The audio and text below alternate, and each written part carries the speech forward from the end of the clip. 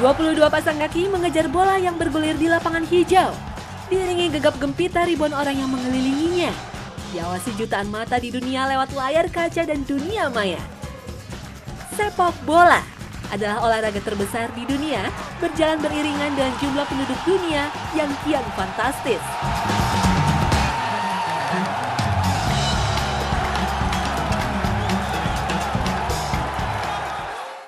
صلحت قصيرة تسديدة من مونتيليفو تنتظم تسدد جول جول.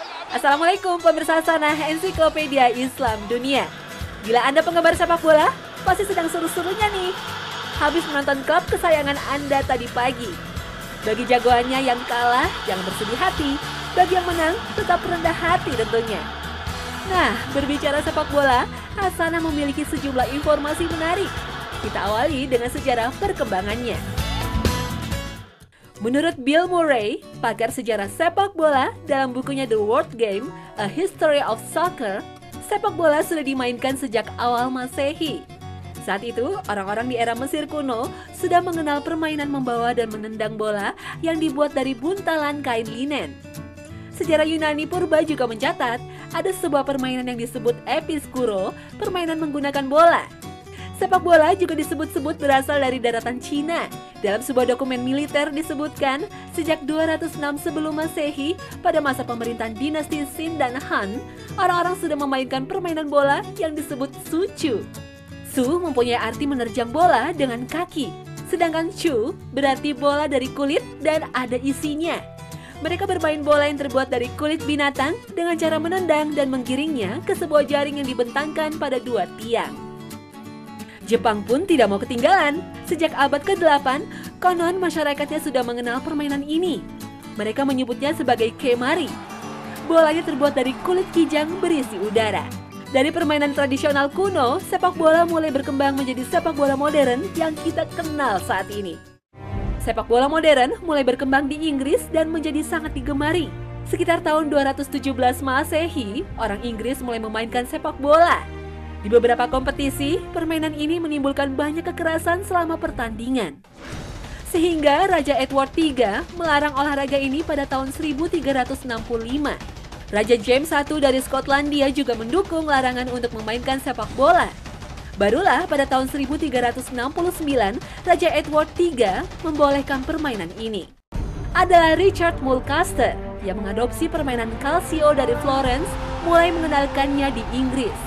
Permainan ini pada awalnya dimainkan oleh 25 orang, akan tetapi pada tahun 1572, Ratu Elizabeth I serius melarang sepak bola dan menyediakan penjara bagi rakyatnya yang memaksa bermain. Perkembangan sepak bola di Inggris berlanjut pada tahun 1680, ketika Raja Charles II memberikan perlindungan kepada sepak bola. Pada tahun 1815, sebuah perkembangan besar menyebabkan sepak bola menjadi terkenal di lingkungan universitas dan sekolah. Sepak bola modern mulai tumbuh sekitar 1830-an.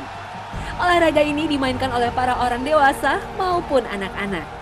Pada tahun 1869, membawa bola dengan tangan mulai dilarang dalam sepak bola.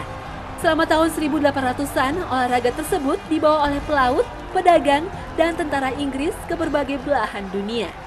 Pada tahun 1904, Asosiasi Tertinggi Sepak Bola Dunia FIFA dibentuk dan pada awal tahun 1900-an, berbagai kompetisi dimainkan di berbagai negara.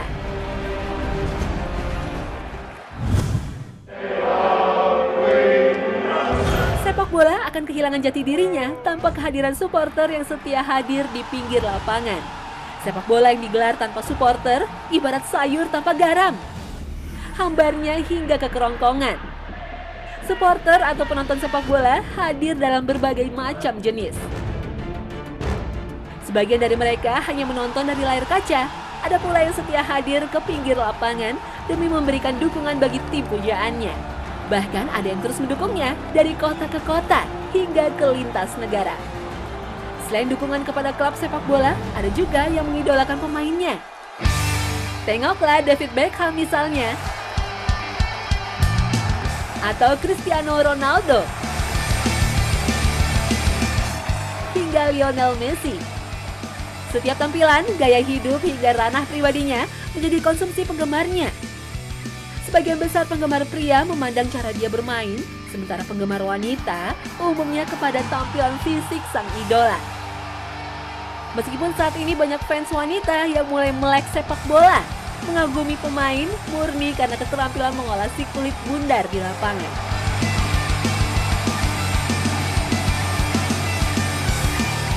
Mengidolakan pemain sah-sah saja, namun coba perhatikan anjuran dalam Islam berikut ini. Dalam hadis riwayat At-Tabrani dari Aisyah radhiyallahu anhu, Rasulullah shallallahu alaihi wasallam bersabda, "Tidaklah seseorang mencintai suatu kaum melainkan dia akan dikumpulkan bersama mereka pada hari kiamat nanti." Dalam riwayat Sahih Bukhari, Anas bin Malik mengatakan, "Kami tidaklah pernah merasa gembira sebagaimana rasa gembira kami ketika mendengar sabda Nabi shallallahu alaihi wasallam, 'Anta ma'ah man ahbabtah.' Engkau akan bersama dengan orang yang engkau cintai." Kalau begitu, aku mencintai Nabi SAW, Abu Bakar dan Umar. Aku berharap bisa bersama dengan mereka karena kecintaanku pada mereka, walaupun aku tidak bisa beramal seperti amalan mereka. Jelaslah sudah, kecintaan kita dalam bentuk apapun jangan sampai mengalahkan kecintaan kepada Allah Subhanahu wa taala dan Rasulullah. Sebagai umat Islam sejati, rasa cinta yang berlebihan dalam wujud fanatisme sebaiknya dihindari, terutama kepada berbagai hal yang membawa kita semakin jauh dari agama Allah. Karena tidak sedikit akibat dari fanatisme yang berlebihan malah memberikan kerusakan di sekitarnya dan memberikan sisi gelap dari dunia sepak bola. Fenomena hooligan di sepak bola Inggris misalnya. Bagi penggila sepak bola, istilah hooligan sudah tidak asing lagi. Sebutan hooligan merujuk pada fans fanatik tim sepak bola di Inggris yang hampir di setiap pertandingan berbuat ulah rusuh, terlebih saat timnya mengalami kekalahan dalam pertandingan tandang maupun di kandang sendiri. Hooligan kerap berurusan dengan kepolisian karena tidak menunjukkan perilaku sportif yang berujung anarkis. Puncak aksi kekerasan terjadi pada 29 Mei 1985 ketika supporter Liverpool menyerang supporter Juventus dalam final Champions Cup di Stadion Heysel, Belgia. Peristiwa ini bermula dari pendukung masing-masing klub yang saling mengejek dan melecehkan. Kemudian para pendukung Juventus mulai melemparkan kembang api ke arah pendukung Liverpool. Huru-hara pun meledak. Akibat peristiwa itu, 39 orang tewas mengenaskan. Karena kejadian ini, tim sepak bola Inggris dilarang bermain di Eropa selama 5 tahun. Hooligan pada akhirnya menjadi stereotip supporter Inggris. Tetapi budaya fanatik supporter yang berujung dengan kekerasan saat ini telah menjadi sebuah fenomena global. Di Italia berkembang ultras, sebuah kumpulan supporter yang biasanya mewakili suatu ideologi, politik, fasisme, dan latar belakang yang lain. Biasanya para ultras ini berkumpul di tribun belakang gawang, dipimpin oleh seseorang yang disebut Capo Tifoso. Lengkap dengan atribut mereka seperti pakaian militer, parka, dan syal klub yang mereka cintai. Mereka juga membentangkan banner berukuran raksasa bertuliskan nama kelompoknya masing-masing. Dibandingkan hooligan, para ultras ini memiliki peran yang lebih pada perubahan suatu klub sepak bola di Italia. Ultras juga memiliki tradisi pertempuran antar grup. Dan sebagai bukti kemenangan, bendera dari grup ultras yang kalah akan diambil oleh sang pemenang. Dan seburuk apapun para tifosi ini mengalami kekejaman dari tifosi lainnya, tidak diperkenankan untuk melaporkannya kepada kepolisian. Ini menjadi sebuah kode etik di antara mereka. Memang, kekerasan menjadi hal yang buruk dalam sejarah ultras di Italia dan menambah kelam dari sisi gelap sepak bola. Di Indonesia, fanatisme supporter kepada klubnya lebih menggila. Primordialisme yang kerap melahirkan etnosentrisme seringkali hadir dalam bentuk fanatisme yang sempit dan menimbulkan pertikaian antar supporter. Stadion sepak bola seperti Gelora Bung Karno seringkali menjadi saksinya, manakala klub-klub besar di Indonesia dengan ribuan pendukung setia saling bertemu. Padahal perdamaian antar supporter seringkali dicetuskan untuk meredam friksi yang timbul. Sosiolog Imam Prasojo mengungkapkan yang menjadi perekat kelompok supporter adalah rasa kekitaan yang sangat emosional. Akibatnya, orang beranggapan bahwa di luar kelompok saya adalah kelompok musuh. Proses kristalisasi sebagai kelompok supporter masih terus terjadi dan bisa mengeras lagi. Pada akhirnya, kelompok ini bisa masuk ke dalam lingkaran budaya kekerasan kelompok yang menjadikan mereka bertindak seperti mesin yang membenci kelompok lain. In-group feeling dalam bentuk ikatan supporter yang berlebihan memang pada akhirnya berkembang menjadi sebuah rasa memusuhi kelompok lain secara membabi buta tanpa nalar. Kerugian dari bentrokan supporter sepak bola ini sangat merugikan, seringkali merusak fasilitas umum, pudarnya rasa aman dan nyaman, hingga merenggut korban jiwa di antara mereka ataupun orang lain di sekitarnya. Dalam surat Al-Maidah ayat 2, Allah Subhanahu wa taala memerintahkan kita untuk tidak tolong-menolong dalam berbuat dosa dan pelanggaran. Jelaslah pula bahwa saling menyerang dengan alasan membela kepentingan golongan atau kelompok yang berujung kepada kekerasan harus dihentikan. Rasulullah telah mengingatkan kita tentang hal ini. Tidaklah termasuk golongan kami barang siapa yang menyeru kepada asobia, fanatisme kelompok. Dan tidaklah termasuk golongan kami barang siapa yang berperang atas dasar asobia, fanatisme kelompok. Dan tidaklah termasuk golongan kami barang siapa yang terbunuh atas nama asobia, fanatisme kelompok. Dan dari Abu Hurairah radhiyallahu anhu bahwa Rasulullah SAW telah bersabda, barang siapa berjuang di bawah bendera kefanatikan, bermusuhan karena kesukuan dan menyuruh kepada kesukuan, serta tolong-menolong atas dasar kesukuan, maka bila dia terbunuh dan mati, matinya seperti jahiliyah. Padahal kebanyakan dari mereka adalah muslim, dan Allah Subhanahu wa taala sudah mengingatkan untuk menjaga kebersamaan dalam surat Al-Hujurat ayat 10. Innamal mu'minuna ikhwatun fa aslihu baina akhawaykum wattaqullaha la'allakum turhamun. Sesungguhnya orang-orang mukmin adalah bersaudara, karena itu damaikanlah antara kedua saudaramu dan bertakwalah kepada Allah supaya kamu mendapat rahmat. Dan sepak bola juga sebenarnya mengajarkan spirit kebersamaan. Dengan kerjasama yang apik antara pemainnya, niscaya menghasilkan gol yang mengantarkan pada sebuah kemenangan. Sudah sepantasnya nilai kebersamaan seperti ini yang melekat di hati sanubari para supporter sepak bola di seluruh dunia.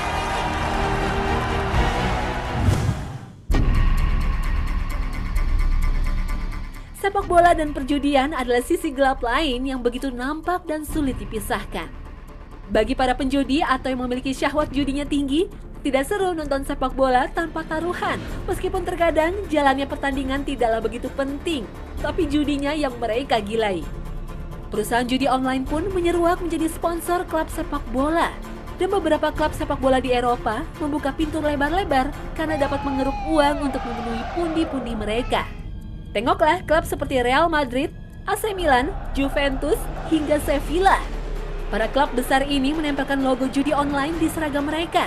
Hal ini sempat marak di tahun 2008. Penolakan terhadap judi sebenarnya muncul juga dalam kalangan pesepak bola. Adalah Frédéric Canouty, seorang pesepak bola muslim Prancis yang membela negara Mali, sempat menolak memakai seragam saat bergabung dengan Sevilla dengan alasan adanya logo judi online tersebut. Maraknya perjudian dalam dunia sepak bola menimbulkan kecurigaan adanya pengaturan skor pertandingan. Dalam hal ini muncul istilah mafia judi dalam sepak bola. Perusahaan judi, klub sepak bola, hingga wasit di Tenggarai ikut terlibat di dalamnya.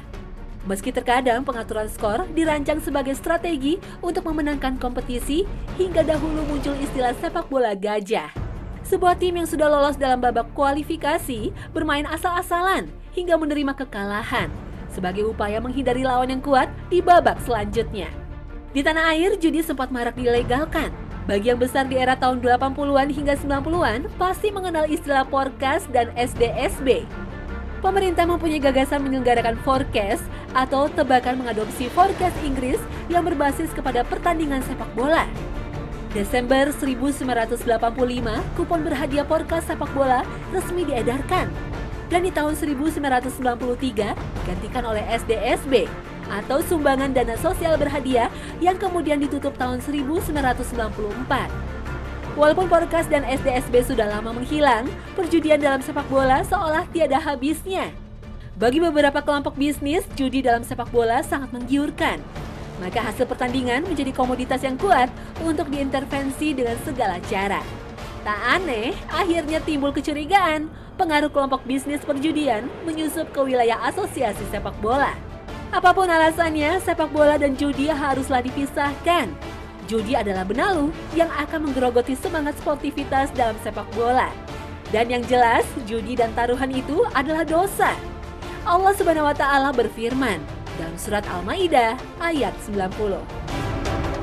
يا أيها الذين آمنوا إنما الخمر والميسر والأنصاب والأزلام رجس من عمل الشيطان فاجتنبوه لعلكم تفلحون. Hai orang-orang yang beriman, sesungguhnya meminum khamr, berjudi, berkorban untuk berhala, mengundi nasib dengan panah adalah termasuk perbuatan syaitan. Maka jauhilah perbuatan-perbuatan itu agar kamu mendapat keberuntungan. Dan judi hanyalah akan menggiring pelakunya ke dalam permusuhan dan kebencian dan lupa kepada kewajiban yang sesungguhnya. Allah Subhanahu wa Ta'ala menegaskan ini dalam Al-Maidah ayat 91. Sesungguhnya syaitan itu bermaksud hendak menimbulkan permusuhan dan kebencian di antara kamu lantaran meminum khamar dan berjudi itu dan menghalangi kamu dari mengingat Allah dan sembahyang. Maka berhentilah kamu dari mengerjakan pekerjaan itu. Legenda sepak bola Michel Platini yang saat ini menjabat sebagai Presiden Uni Federasi Sepak Bola Eropa disingkat UEFA mengatakan keprihatinannya. Menurutnya, judi dan pengaturan skor benar-benar mengancam selain rasisme dan kekerasan. Jika tak diatasi, maka sepak bola akan menuju gerbang kematiannya. Kepala Keamanan FIFA Ralf Maschke mengungkapkan kini geng kriminal yang beroperasi dalam judi dan pengaturan skor semakin banyak. Bahkan dalam rencana terbarunya, mereka mencoba mempengaruhi 50 liga. Sebagian pelaku adalah pindahan dari kartel narkoba. Mereka memilih bermain sebagai pengatur skor sepak bola untuk kepentingan judi, sebab hasilnya lebih besar dan resikonya jauh lebih kecil daripada menjual narkoba. Yang jelas, pengaturan pertandingan merupakan pelecehan terhadap kedaulatan publik untuk memperoleh akses mutu pertandingan dan hasil yang fair dan terbuka. Dalam lingkup yang lebih kecil, taruhan sepak bola juga menjadi sebuah tradisi. Bila di keluarga, teman dekat, sekolah maupun lingkungan kantor Anda mengajak taruhan, sebaiknya hindari. Bila terlanjur ikut, segera tinggalkan. Saatnya pula katakan tidak untuk perjudian. Sepak bola sebenarnya permainan yang memberikan pengajaran positif dan sejalan dengan Islam. Di dalamnya terdapat aturan fair play, di mana seorang pemain dituntut untuk bertindak jujur, adil, dan tidak merugikan lawan.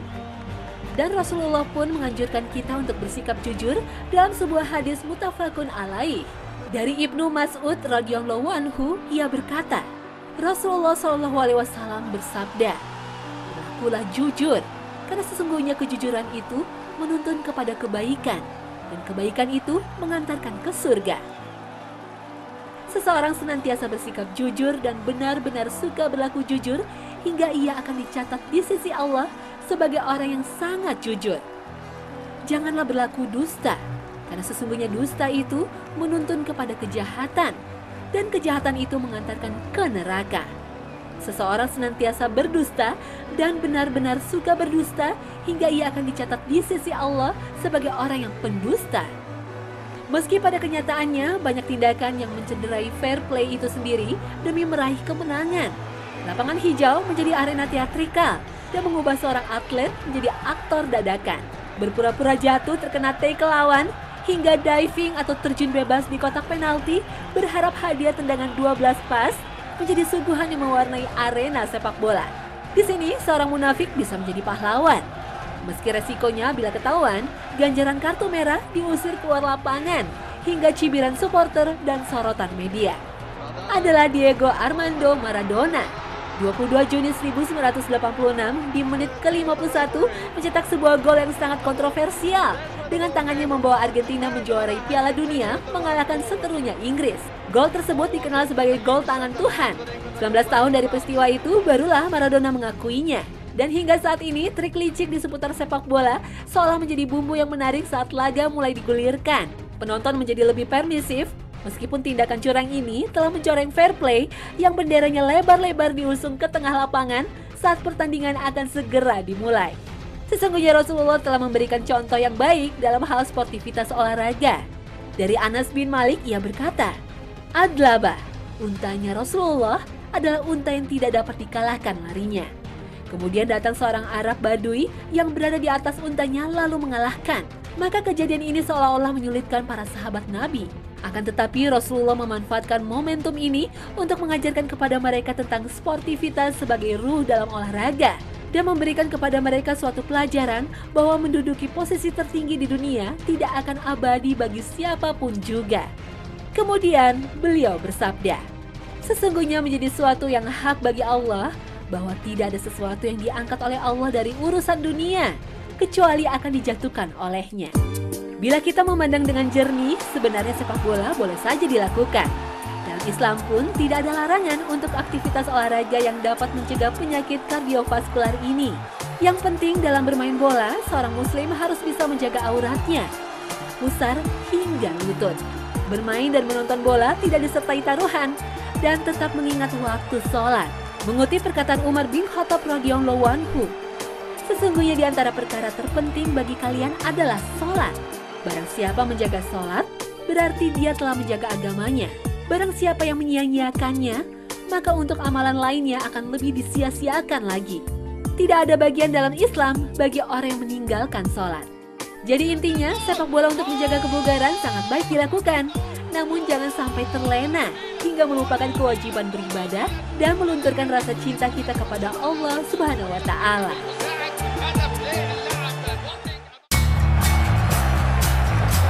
Teringat sebuah adagium populer di dunia olahraga, mensana in corpore sano, yang diartikan sangat eloknya dalam bahasa Indonesia, yaitu dalam tubuh yang kuat terdapat jiwa yang sehat. Sudah semestinya olahraga seperti sepak bola menjadi unsur penting dalam menciptakan individu yang kualitas keimanannya pun teruji sehat. Mengolahragakan tubuh dengan sepak bola menjadi bentuk memelihara dan mensyukuri nikmat Allah Subhanahu wa Ta'ala, yaitu nikmatnya sehat dalam kesempurnaan tubuh. Menikmati pertandingan sepak bola dalam batasan yang wajar adalah sarana pembelajaran yang efektif, memahami bagaimana kita sebagai makhluk sosial bekerja sama, mengatur strategi, saling menghargai, bersikap jujur dalam koridor sportivitas, dan ikhlas menerima dualitas hasil pertandingan, yaitu kemenangan dan kekalahan. Nah pemirsa setia Hasanah, semoga semangat sepak bola mengalirkan energi positif dalam menjalani kehidupan dan beribadah kepadanya. Semoga bermanfaat. Wassalamualaikum warahmatullahi wabarakatuh.